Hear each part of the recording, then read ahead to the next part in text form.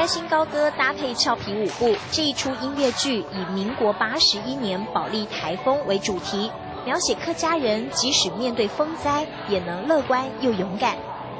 编剧是知名作家小野，因为朋友的一句话“你一看就是客家人”，让他花了1年的时间全心投入，写了小野生平第1出，也是全世界第1出的客家儿童音乐剧。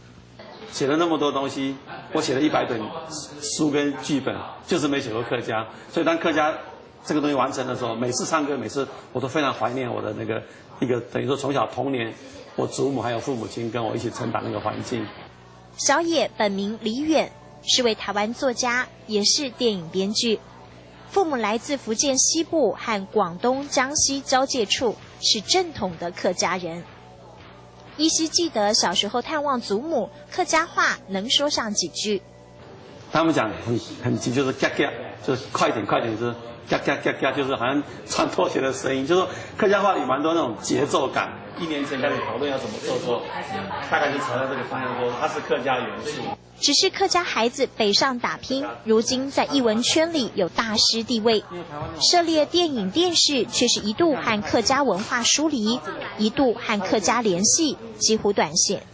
因为我祖母跟我只会讲客家话，所以我本来是会讲的，渐渐不太会讲，可是我还会听，然后慢慢的就学习闽南语。所以我从小自己觉得自己的文化就是一个交流的，就是跟不同族群交流来的。台风教主刚好相反，他非常宝贝小孩子，可是到年龄一到，你出去我就不管。还好骨子里客家血意提醒不忘本，编写第1出客家儿童音乐剧，台词处处流露客家人的质朴特性。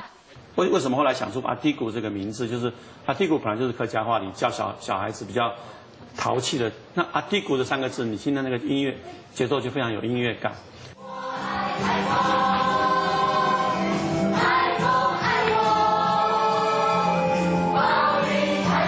专注每个细节，每个节奏，小野喜悦写在脸上。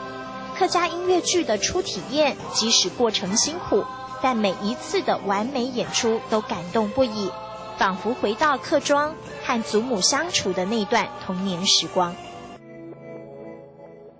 舞台上的对白有儿时的童趣，有祖母的回忆，再次牵起和客家的连结，小野牢牢系紧。音乐剧演出我的感动时刻。